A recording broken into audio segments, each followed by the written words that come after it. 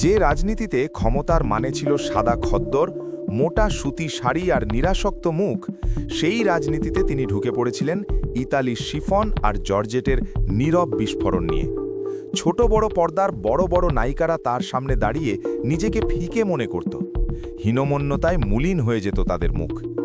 এই মানুষটি আর কেউ নন, সদ্যপ্রয়াত বিএনপি চেয়ারপারসন বেগম খালেদা জিয়া। বাংলাদেশের 3 বারের প্রধানমন্ত্রী বেগম জিয়া শুধু রাজনীতির ময়দানেই নয়, নিজের সৌন্দর্য ও ফ্যাশন স্টেটমেন্ট দিয়ে কাঁপিয়ে দিয়েছেন বাংলাদেশের আপামর মানুষের হৃদয়। তিনি রীতিমতো বদলে দিয়েছিলেন রাজনীতিবিদদের সাজ পোশাক ও স্টাইলের সংজ্ঞা। অন্ধকার রাতে হঠাৎ বেগম খালেদা জিয়াকে দেখলে মনে হতো রাজনীতির আকাশে যেন পূর্ণিমার চাঁদ ঝলসে উঠেছে। তার রূপের গল্প ফিরত সবার মুখে মুখে। বন্ধুরা প্রকাশ্যে প্রশংসা করত, শত্রুরা জ্বলে পুড়ে মরত আড়াল থেকে। রাজনীতিতে কিভাবে খালেদা জিয়ার শাড়ি হয়ে উঠেছিল একটি রাজনৈতিক অস্ত্র, আর কেনই বা তার সাজ পোশাক নিয়ে এমনকি সংসদ পর্যন্ত গড়িয়েছিল তুমুল বিতর্ক। আজকের এই ভিডিওতে আমরা উন্মোচন করব খালেদা জিয়ার জীবনের সেই সব অধ্যায় যেখানে সৌন্দর্য ছিল শক্তি, আভিজাত্য ছিল কৌশল, আর নীরবতা নিজেই ছিল এক ভয়ঙ্কর কৌশলী ভাষা। অন্ধকার লেখক হুমায়ুন আজাদ খালেদা জিয়াকে বলতেন পৃথিবী গ্রহের সবচেয়ে রূপসী প্রধানমন্ত্রী। হুমায়ুন আজাদ একবার এক সাপ্তাহিক ম্যাগাজিনের অনুষ্ঠানে খালেদা জিয়াকে দেখেছিলেন। সেখানে উপস্থিত ছিলেন অনেক পর্দা কাঁপানো রঙিন রূপসীরাও। কিন্তু হুমায়ুন আজাদ লিখেছিলেন এক অদ্ভুত কথা, যাতে খালেদা জিয়ার অতুলনীয় সৌন্দর্য ফুটে উঠেছিল। তিনি লেখেন, খালেদা জিয়া যখন সেখানে এলেন তখন ছোট বড় পর্দার নানা রং করা রূপসীরা হঠাৎ ময়লা হয়ে উঠল। ভাবুন একবার, মেকআপ করা নায়িকাদের মুখেও যেন ছুলি বা ব্রণের দাগ স্পষ্ট হয়ে উঠত যখন তারা খালেদা জিয়ার সামনে দাঁড়াতেন। তার সেই স্বাভাবিক জৌলুস আর আভিজাত্যের সামনে বিনোদন জগতের বড় বড় সুন্দরীদেরও খর্বাকৃতি মনে হতো। সার প্রাঙ্গণে তখন কেবল একজনেরই রাজত্ব চলত, তিনি আমাদের প্রধানমন্ত্রী খালেদা জিয়া। ঢাকাই নায়িকারা আড়ালে আলোচনা করতেন কিভাবে একজন নারী রাজনৈতিক নেতা হয়েও এত গ্ল্যামারাস থাকতে পারেন। সেই ঈর্ষা ছিল আকাশচুম্বী, কারণ তিনি পর্দা না কাঁপিয়েও ছিলেন কোটি মানুষের হৃদয়ে। খালেদা জিয়ার জন্ম দিনাজপুরে হলেও তার শেকড় ছিল জলপাইগুড়িতে। ডাকনাম ছিল পুতুল, আর এই নামটিই যেন তার জীবনের সাথে ওতপ্রোতভাবে জড়িয়ে গিয়েছিল। ছোটবেলা থেকেই তিনি ছিলেন ভীষণ পরিপাটি, ঠিক পুতুলের মতোই।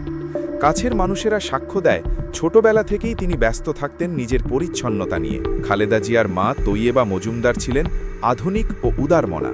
বাবার চোখ ফাঁকি দিয়ে বড় বোন বিউটির সাথে সিনেমা দেখতে যেতেন খালেদা জিয়া। কেবল তাই নয়, ছোটবেলায় তিনি নাচও শিখতেন। সেই দীঘল চুল আর টানা টানা চোখের অধিকারী পুতুল যখন বড় হলেন, তার রূপের গল্প লোকমুখে ছড়িয়ে পড়ল চারদিকে। এমনকি সেনাবাহিনীর অফিসাররাও তার রূপের গল্প শুনে মুগ্ধ হতেন। তখন ক্যাপ্টেন জিয়াউর রহমান ডিএফআই এর অফিসার হিসেবে দিনাজপুরে কর্মরত। তিনি তার নানা ও মামার কাছে পুতুলের রূপের এমন বর্ণনা শুনলেন যে তার মনে এক গভীর কৌতূহল তৈরি হল। একদিন সরাসরি পুতুলকে দেখার পর জিয়া যেন নিজের চোখকেই বিশ্বাস করতে পারছিলেন না। নানা যা বলেছিলেন, পুতুল তার চেয়ে বেশি সুন্দরী। কোনো ভনিতা ছাড়াই জিয়া সরাসরি খালেদা জিয়ার মায়ের কাছে গিয়ে বললেন, খালা, আমি আপনার জামাই হতে চাই। এমন অকপট প্রস্তাবে পরিবারের সবাই অবাক হলেও সেই থেকেই শুরু হলো এক নতুন ইতিহাসের। পুতুল হয়ে উঠলেন সেনাপত্নী আর পরবর্তীতে বাংলাদেশের প্রথম নারী প্রধানমন্ত্রী। কিন্তু 1981 সালে এক ঝড়ে সব লণ্ডভণ্ড হয়ে গেল। স্বামী হারালেন খালেদা জিয়া। রাজনীতিতে যখন পা রাখলেন তখন তার পরনে ছিল বৈধব্যের সাদা শাড়ি আর মাথায় টানা অর্ধেকটা ঘোমটা। স্বৈরাচার বিরোধী আন্দোলনে তার সেই প্রতিবাদী রূপ আজও ইতিহাসে অমলিন। কিন্তু সময়ের সাথে সাথে তার সাজ পোশাকে এলো এক অভূতপূর্ব পরিবর্তন। তিনি যখন প্রধানমন্ত্রী হলেন তখন তার ফ্যাশন স্টেটমেন্ট হয়ে উঠল আলোচনার কেন্দ্রবিন্দু। তিনি পোশাক হিসেবে বেছে নিলেন ইতালি শিফন ও জর্জেট। এই শাড়িগুলো কেবল কাপড় ছিল না, ছিল তার নীরব রাজনৈতিক ভাষা। কেন তিনি বিদেশি দামি কাতান ছেড়ে শিফন আর জর্জেট ধরলেন? ফ্যাশন বিশেষজ্ঞরা বলেন, শিফন হল আভিজাত্য ও দৃঢ়তার প্রতীক। এটি হালকা, প্রবাহমান, কিন্তু স্পর্শ করলে বোঝা যায় এর কাঠিন্য। ঠিক যেমন ছিল তার রাজনীতি, বাইরে থেকে শান্ত ও মার্জিত, কিন্তু ভেতরে অপোষণহীন। আর শাড়ির রঙগুলো খেয়াল করেছেন? হালকা নীল, ছাই কিংবা মৃদু গোলাপি। এসব রং উচ্চস্বরে কথা বলে না, কিন্তু মানুষের মনে এক ধরনের সম্ভ্রম জাগিয়ে তোলে। তার এক একটি শাড়ির দাম নিয়ে সে সময়ে সংসদেও বিতর্ক হয়েছে। কেউ কেউ বলতেন খালেদা জিয়ার প্রতি মিটার শাড়ির দাম $500। রাজনৈতিক প্রতিপক্ষ শেখ হাসিনা সমস্ত শিষ্টাচারের সীমা ছাড়িয়ে তাকে কটাক্ষ করত, মেকআপ নিয়ে হাসপাতালে যাওয়ার কথা বলে। কিন্তু খালেদা জিয়া ছিলেন নির্বিকার। তিনি জানতেন ট্র্যাডিশনাল সুন্দরী হওয়ার কারণে অনেকেই ব্যক্তিগত ক্ষোভে তার ওপর চোটপাট করেন। কিন্তু বেগম জিয়া আত্মবিশ্বাসী ছিলেন। তিনি এটাও জানতেন সৌন্দর্য ও আভিজাত্য তার শক্তির অন্যতম উৎস। আমাদের এই পুরুষতান্ত্রিক সমাজে একজন নারীর হাসি, রং বা সাজ পোশাক নিয়ে কথা বলাটা যেন খুব সহজ, কিন্তু খালেদা জিয়া সেই পুরনো প্রথা ভেঙে দিয়েছিলেন। তিনি প্রমাণ করেছিলেন একজন নারী রাজনীতিবিদ হিসেবে অত্যন্ত শক্তিশালী হতে পারেন, আবার একই সাথে অত্যন্ত এলিগেন্টও থাকতে পারেন। বৈঠক কিংবা রাষ্ট্রীয় সফরে তাকে প্রায়ই দেখা যেত একরঙা সিল্ক, জর্জেট কিংবা শিফন শাড়িতে। অনুষ্ঠানের দিনগুলোতে শাড়িতে থাকত হালকা কাজ, শাড়ির সঙ্গে মানানসই শাল, সামনে সামান্য ফুলিয়ে বাঁধা চুল, সীমিত অলংকার, কখনো একটি নজরকাড়া ঘড়ি আর প্রয়োজন বোধে গোলাপি লিপস্টিক। এই সামান্য কিছু নজরকাড়া সাজেই তিনি আইকনিক হয়ে উঠেছিলেন। তার পোশাক ও সামগ্রিক উপস্থিতি আমাদের সামনে যে রূপটি তুলে ধরে তা আসলে রক্ষণশীল সমাজে প্রচলিত বিধবার একমাত্রিক ধারণাকে ভেঙে দেয়। বরং এই উপস্থিতি এমন এক প্রতীক হয়ে ওঠে যার মাধ্যমে তিনি পুরুষতান্ত্রিক সমাজ ব্যবস্থার ভেতর নিজের শক্ত ও স্বাতন্ত্র্য অবস্থানকে স্পষ্টভাবে প্রতিষ্ঠা করেন। পরিচ্ছদের ক্ষেত্রে তিনি বরাবরই ছিলেন পরিমিত ও পরিপাটি। সাজে কখনোই উগ্রতার ছাপ ছিল না। তাকে দেখলে স্বাভাবিকভাবেই এক ধরনের সম্ভ্রম জাগত মানুষের মনে। এক কথায় তিনি ছিলেন অসাধারণ। তার সংযত আচরণ, গাম্ভীর্য ও স্বল্পভাষিতা রাজনীতির মঞ্চে তাকে আরও গ্রহণযোগ্য করে তোলে। আধুনিক রুচিবোধ ও পরিণত মানসিকতার এই মিশ্রণ যুগে যুগে নানা বয়সী নারীদের আকৃষ্ট করেছে এবং তাদের ফ্যাশন বোধেও প্রভাব ফেলেছে। আমাদের সামনে যে নারী রাজনীতিবিদের স্ট্যান্ডার্ড, আমরা সবসময় যে ধরনের নারী রাজনীতিবিদ আগে দেখেছি, মুসলিম লীগের আমল থেকে এবং আওয়ামী লীগেরও কয়েকজন ছিলেন, তাদের তুলনায় একদমই আলাদা ছিলেন খালেদা জিয়া। এই পার্থক্যটা অনেকেই হজম করতে পারতেন না। কিন্তু খালেদা জিয়া রাজনৈতিক প্রতিপক্ষের করা আক্রমণ বা সমালোচনার জবাব কখনোই দেননি এবং নিজেকেও পরিবর্তন করেননি। আজীবন তিনি পথ চলেছেন আপন শক্তিতে। সবচেয়ে অবাক করা বিষয় হল চরম রক্ষণশীল ধর্মভিত্তিক দলগুলো যারা নারী নেতৃত্বকে সরাসরি নাকচ করে দেয়, তারাও খালেদা জিয়ার পপুলারিটির কাছে হার মেনেছিল। তারা তাকে সামনে রেখেই জোট গড়তে বাধ্য হয়েছিল।